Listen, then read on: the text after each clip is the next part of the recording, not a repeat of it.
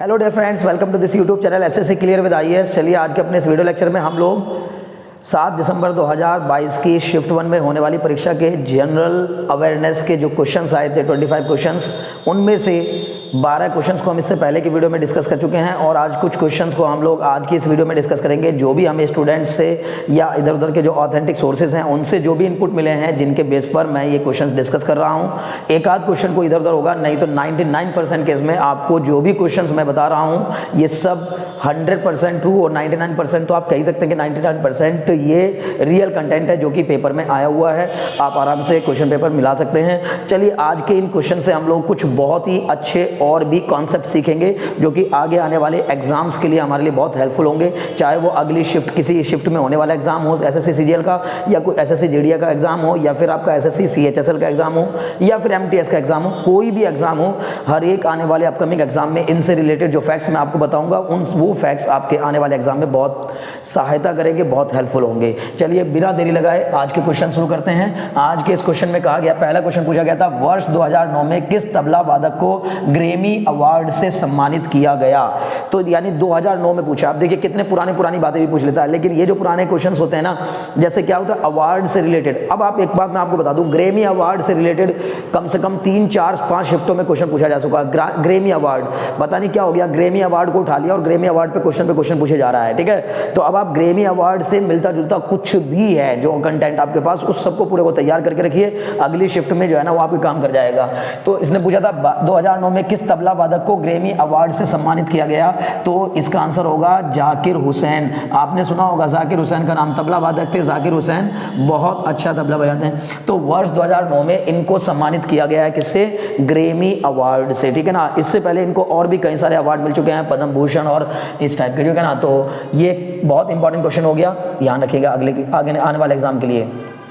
फिर अगला क्वेश्चन था, मेरियाना ग्रत किस महासागर में स्थित है? मेरियाना ट्रेंच के बारे में पूछा गया। मेरियाना ट्रेंच मतलब जो महासागरों में गहराई में होती है उसको ट्रेंच कहते हैं, ठीक है ना। तो मेरियाना ग्रत जो है, मेरियाना ग्रत, उसको पूछा कि किस महासागर में स्थित है? तो ये पश्चिमी प्रशांत महासागर में स्थित है, ठीक है ना। ये याद रखने वाली बात है, पश्चिमी प्रशांत महासागर में मेरियाना ट्रेंच स्थित है, ठीक है ना, पश्चिमी प्रशांत महासागर। ठीक है, तो ये बड़ा आसान और बेहतरीन क्वेश्चन हो गया, पश्चिमी प्रशांत महासागर, ठीक है ना, वेस्टर्न पैसिफिक ओशन, ठीक है ना, पैसिफिक ओशन, इंग्लिश में पैसिफिक ओशन कहते हैं प्रशांत महासागर को। तो ये हो गया आपका पैसिफिक ओशन। ठीक, अगला क्वेश्चन पूछा है कि भारत के वर्तमान महान्यायवादी कौन है? तो भारत के वर्तमान महान्यायवादी जो है वो आर वेंकटरमणी है, ठीक है ना। भारत के वर्तमान महान्यायवादी, ठीक है ना, तो वो है कौन? आर वेंकट रमणी, ठीक है ना, वेंकट रमणी, ठीक, ये है, ठीक है ना। और इनको मतलब ऐसे लिख सकते हैं, आर वेंकट रमणी, ठीक है ना, वेंकट रमणी। ओके, इन्होंने देखिए वर्तमान महान्यायवादी हैं ये, इन्होंने किन की जगह ली है बताइए? तो ये 16th है, ठीक है ना, 16वें। इन्होंने किसकी जगह ली है? इन्होंने के वेणुगोपाल की जगह ली है। इनका नाम आपने काफ़ी सुना होगा, के वेणुगोपाल जो है वो इनसे पहले भारत के महान्यायवादी थे। महान्यायवादी मतलब अटॉर्नी जनरल ऑफ इंडिया, ठीक है ना। तो भारत के अभी के present attorney general of India कौन है? 1 अक्टूबर 2022 को, लमसम मुझे याद है एग्जैक्टली 1 अक्टूबर 2022 को इनको चुना गया है, ठीक है ना। अगले 3 सालों के लिए अब इनको अपॉइंट किया गया है भारत के वर्तमान महान्यायवादी के रूप में, ठीक है। अब क्वेश्चन क्या पूछ सकता है कि भाई इन्होंने किसकी जगह ली है? तो ये आपको याद हो गया, ठीक है। और बस अगले क्वेश्चन की तरफ बढ़ते हैं। अगले क्वेश्चन में कहा इसने कि कौन सा वंश त्रिपक्षीय संघर्ष का हिस्सा नहीं रहा है? तो मेडिवियल हिस्ट्री का ये काफी इंपॉर्टेंट क्वेश्चन हो जाता है, ठीक है ना। प्राचीन इतिहास और मध्यकालीन इतिहास, तो मध्यकालीन इतिहास का ये काफी इंपॉर्टेंट क्वेश्चन है। ट्रिपार्टाइट बैटल भी इसको कहते हैं, ठीक है ना, ट्रिपार्टाइट स्ट्रगल, ठीक है ना, त्रिपक्षीय संघर्ष। तो आपको बताऊं कि त्रिपक्षीय संघर्ष जो है वो कन्नौज के लिए लड़ा जा रहा था। सही मायने में कन्नौज उस समय काफी ज्यादा फेमस जगह थी, ठीक है ना। कन्नौज जो है वो सभी के लिए काफी इंपॉर्टेंट था। और वो 3 पक्ष कौन कौन से थे जिनके बीच में ये लड़ा गया? तो पाल थे, गुर्जर प्रतिहार थे और राष्ट्रकूट थे, ठीक है ना। गुर्जर प्रतिहार, पाल प्रतिहार और राष्ट्रकूट, ठीक है ना, गुर्जर प्रतिहार और राष्ट्रकूट, इन तीन इसीलिए इसको त्रिपक्षीय संघर्ष कहा जाता है, क्योंकि ये इन 3 राजवंशों के बीच में लड़ा जा रहा था। पाल, प्रतिहार और राष्ट्रकूट, ये तीनों ही अपने आप में काफ़ी बड़ी बड़ी ताकतें थी उस टाइम की। और कन्नौज वाले एरिया में, जो अभी फिलहाल के यूपी का कन्नौज का एरिया, उस एरिया में ये त्रिपक्षीय संघर्ष चल रहा था। अब जो हमारा क्वेश्चन आया पेपर में, उसमें एक और चौथा दिया गया था, क्या? कंबोडिया राजवंश। तो इसका मतलब कंबोडिया वंश कहा था, तो कंबोडिया वंश इसका गलत आंसर हो जाएगा, मतलब सॉरी सही आंसर हो जाएगा, नहीं कि कंबोडिया वंश नहीं था, ठीक है ना। ये 3 थे केवल, पाल थे, प्रतिहार थे और राष्ट्रकूट थे। कंबोडिया वंश इस संघर्ष का हिस्सा नहीं था। तो हमें जो ऑप्शन में दिया गया था कंबोडिया वंश, उसको हमें टिक करना था कि कंबोडिया वंश इस संघर्ष का हिस्सा नहीं रहा है, ठीक है। चलिए अगले क्वेश्चन की तरफ बढ़ते हैं। अगले क्वेश्चन में कहा है कि तिरुमाला तिरुपति देवस्थानम मंदिर द्वारा अस्थाना नर्तकी यानी कि रेजिडेंट डांसर की उपाधि किसे दी गई है? तो रेजिडेंट डांसर की उपाधि दी गई है किसको? यामिनी कृष्णमूर्ति को, ठीक है ना, यामिनी कृष्णमूर्ति। अब मैं आपको एक और खास बात बताता हूँ भाई, यामिनी कृष्णमूर्ति पे क्वेश्चन पूछते पूछते तक गया। हर शिफ्ट में मान के चलिए कि 4-5 शिफ्ट में यामिनी कृष्णमूर्ति के ऊपर क्वेश्चन पूछा जा चुका है। अब उसको बस घुमा फिरा के बदल बदल के पूछ रहा है। कभी पूछ रहा है कि इनको बताइए कि ये रेजिडेंट डांसर की उपाधि किसको दी गई है, तो नाम याद रखना, यामिनी कृष्णमूर्ति को ये उपाधि दी गई है। दूसरी बात, यामिनी कृष्णमूर्ति के बारे में और भी कुछ फैक्ट याद कर लीजिए कि यामिनी कृष्णमूर्ति का किस नृत्य से संबंध है? तो इनका संबंध है भरतनाट्यम और कुचिपुड़ी से, ठीक है ना, भरतनाट्यम और एक और कुचिपुड़ी, ठीक है ना। ये 2 डांस फॉर्म्स आपको पता होंगी कि ये 2 क्लासिकल डांस फॉर्म है।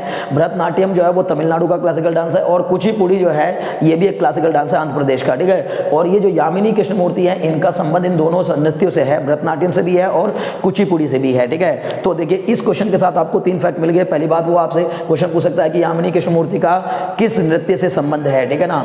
दूसरा पूछ सकता है भरतनाट्यम किस जगह का क्लासिकल डांस है, तो भरतनाट्यम तमिलनाडु का है, कुचिपुड़ी आंध्र प्रदेश का है, ठीक है। तो इस तरह से आप ये फैक्ट्स याद रख के जाएंगे ना, तो अगले एग्जाम्स में ना, चाहे वो कोई भी एग्जाम आने वाला कोई भी एग्जाम हो, हर एक एग्जाम में आपके लिए हेल्पफुल हो जाएगा। मुझे पूरी उम्मीद है कि आपको मजे आ रहे होंगे, आप मजे लेके पढ़ रहे होंगे। देखिए मेन चीज होती है कि आप टीचिंग स्टाइल्स को ना पसंद करिए, जो टीचिंग स्टाइल्स होता है, ठीक है ना। ये नहीं कि मैं इधर उधर की बातें सुनाऊं आपको, 4 बातें इधर की 4 बातें उधर की सुनाऊं, आप मजे लेकर के जो है ना एंजॉय करें।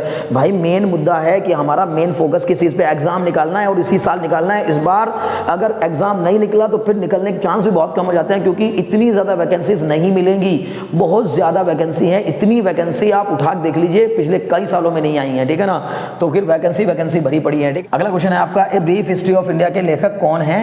तो a brief history of India के लेखक थे एलन डेनियलू, ठीक है ना, कुछ इस तरह का नाम है, एलन डेनियलू, ठीक है। ये ऑप्शन में दे रखा था और ये बहुत ही इंपॉर्टेंट क्वेश्चन हो गया भाई। देखो एक तो सबसे पहली बात ये है कि किताब पर कोई क्वेश्चन जरूर आना ही आना है, ठीक है ना। पहली शिफ्ट में आया था प्लेइंग इट इन माई वे, किसने लिखी है? तो प्लेइंग इट इन माई वे जो है वो सचिन रमेश तेंदुलकर ने लिखी है, ठीक है ना, उसके लेखक है मतलब। और a brief history of India के लेखक कौन है? एलन डेनियलू इसके जो है ना लेखक हैं। इसी तरह से आपको और भी बहुत सी किताबें याद कर लेनी है। जैसे मान लीजिए आपसे पूछ सकता है बताइए इंडिका का लेखक कौन था, तो ये तो हिस्ट्री की किताब है ना इंडिका, तो मेगास्थनीज। इंडिका किसने लिखी है? मेगास्थनीज ने लिखी है। उसी तरह आपसे पूछ सकते हैं बताओ पाणिनि ने कौन सा महाकाव्य लिखा, या मतलब कौन सा ग्रंथ लिखा, क्या है ना।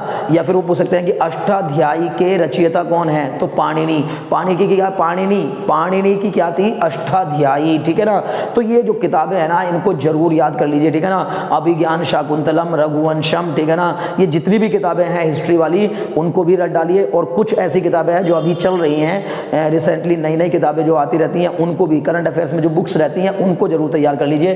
तो फिलहाल आपका क्वेश्चन था a brief history of India के लेखक कौन है, तो एलन डेनियलू इसके लेखक हैं। अगला क्वेश्चन था महाकाव्य मणिमेगलई शिलप्पदिकारम की एक शाखा है, मतलब ये एक महाकाव्य है मणिमेगलई जो कि शिलप्पादिकारम की ही एक शाखा है। यह किसकी कहानी पर आधारित है? तो ये देखिए साउथ की एक किताब है आपका मणिमेगलई महाकाव्य, एक बहुत बड़ा महाकाव्य है मणिमेगलई, और ये किसके ऊपर लिखी गई है? ये कोवलन और माधवी की बेटी, कोवलन और माधवी की बेटी की कहानी है, ठीक है ना। कोवलन और माधवी की बेटी थी कौन? मणिमेगलई, उन्हीं के नाम पर है, ठीक है ना।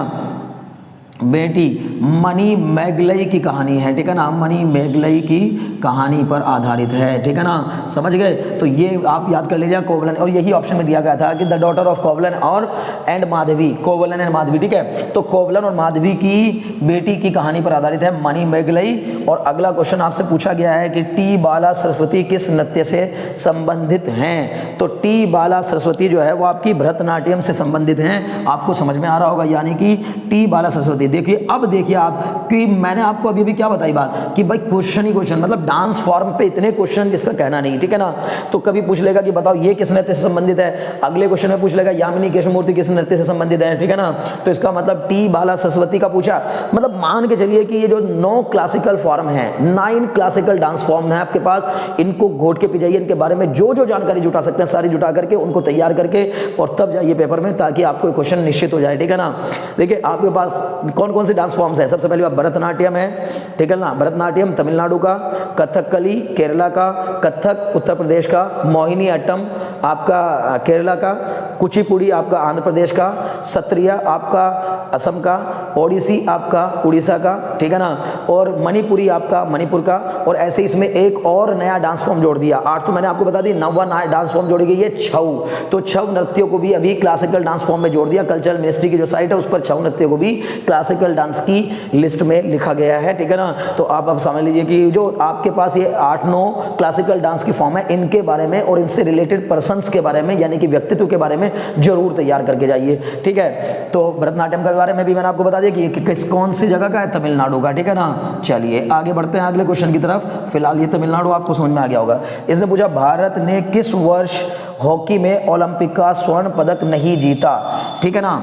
मतलब ओलंपिक में जो हॉकी के स्वर्ण पदक की बात हो रही है उसको पूछा, ओलंपिक में हॉकी से रिलेटेड स्वर्ण पदक की बात कर रहा था इस क्वेश्चन में। तो भाई आपको बता दूं मैं कि 1960 का जो ओलंपिक हुआ था इटली में, ठीक है ना, ये ओलंपिक आपका इटली में हुआ था, इसको नहीं जीत पाया था भारत, ठीक है ना। यहाँ पर स्वर्ण पदक नहीं मिला था, इनको स्वर्ण पदक नहीं मिला, ठीक है ना। सेकंड नंबर पर रहते, यानी कि रजत पदक से ही संतोष करना पड़ा था, तो स्वर्ण पदक नहीं मिला, ठीक है ना। समझ में आ रही है बात ना। ये क्वेश्चन आप समझ लीजिए कि 1960 का जो इटली में होने वाला ओलंपिक था उसमें हॉकी में हम लोग स्वर्ण पदक नहीं जीत सके थे, ठीक है। फिर एक इन्होंने पूछा क्वेश्चन, फिटकरी का रासायनिक सूत्र क्या है। तो फिटकरी का रासायनिक सूत्र, देखिए केमिकल फॉर्मूले आपसे पूछे जा रहे हैं लगातार, 1-2 क्वेश्चन इधर उधर हो सकता है क्योंकि भाई इधर उधर से इनपुट मिलता है, तो जो आपको मैं क्वेश्चन दे रहा हूँ मान के चलिए 99% ऑथेंटिक है, लेकिन एक आध क्वेश्चन तो इधर उधर हो सकता है और वो भी आपके फायदे के लिए है क्योंकि आने वाले एग्जाम में वो भी पूछा जा सकता है। तो रासायनिक सूत्र फिटकरी का पूछा है। ऐसे ही आपको किसका भी याद कर लेना, क्विक लाइम का क्या हो जाएगा CaO, ब्लीचिंग पाउडर का CaOCl का होल ट्वाइस, प्लास्टर ऑफ पेरिस का CaSO4.12H2O, जिप्सम का CaSO4 × 2H2O। तो इस तरह से ये मतलब खड़िया का यानी कि आपका लाइमस्टोन का कैल्शियम कार्बोनेट, ठीक है ना। तो इस तरह से आपको ये फॉर्मूले याद कर लेने हैं, बेकिंग सोडा का, वॉशिंग सोडा का, ठीक है ना, कास्टिक सोडा का, कास्टिक पोटाश का, ये काफी इंपॉर्टेंट फॉर्मूले हैं, सारे के सारे ये एग्जाम में आते हैं। तो फिटकरी का सूत्र मैं बता रहा हूं आपको, फिटकरी का सूत्र था K2SO4.Al2SO4 का होल थ्राइस, Al2SO4 का होल थ्राइस .24H2O। बहुत ध्यान से इसको याद कर लीजिएगा, लंबा सा सूत्र है और कई बार पूछा जाता है, ठीक है ना। फिटकरी का भी पूछा जाता है, सिंदूर का पूछा जाता है, सुहागा का पूछा जाता है। तो आप सिंदूर, सुहागा और फिटकरी इन तीनों के फॉर्मूले रट डालिएगा। फिलहाल फिटकरी का जो रासायनिक सूत्र है वो क्या है, K2SO4.Al2SO4 का होल थ्राइस .24H2O। ये आपको याद कर लेना है, रट डालना है, ठीक है ना। तो मुझे उम्मीद है कि आज के इन सारे क्वेश्चंस को आपने बहुत अच्छे से सोचा, समझा, सीखा होगा और इन क्वेश्चन के हेल्प से आप आने वाले एग्जाम्स में भी क्वेश्चंस जरूर सॉल्व करके आएंगे और आपके लिए ये वीडियो वाकई हेल्पफुल रहा होगा। अगर आपको थोड़ा सा भी हेल्पफुल कंटेंट मैं आपको पहुंचाने में सक्षम हूं तो फिर आप इस चैनल को सब्सक्राइब करने में जरा भी देर ना लगाएं। चैनल को सब्सक्राइब करके अपने और फ्रेंड्स में भी, अपने और दोस्तों में भी आप इन वीडियोस को शेयर करिए। अगर आप चाहते हैं कि आपसे इधर उधर की बातें ना करके सिर्फ पढ़ाई से रिलेटेड कंटेंट आप तक पहुंचता रहे, आपके एग्जाम से रिलेटेड कंटेंट आप तक पहुंचता रहे और आप अगर चाहते हैं जेन्युइन टीचिंग के स्टाइल को पसंद करते हैं तो फिर आप जो है वीडियो को इधर उधर शेयर करने में, अपने फ्रेंड्स में शेयर करने में बिल्कुल भी कोताही ना करें। वीडियो को लाइक कर दीजिए, चैनल को सब्सक्राइब कर दीजिए और बेल आइकन दबा करके ऑल नोटिफिकेशन को क्लिक कर दीजिए ताकि आपको हमारी आने वाली सभी वीडियोज़ का नोटिफिकेशन मिलता रहे। Very very thanks for watching.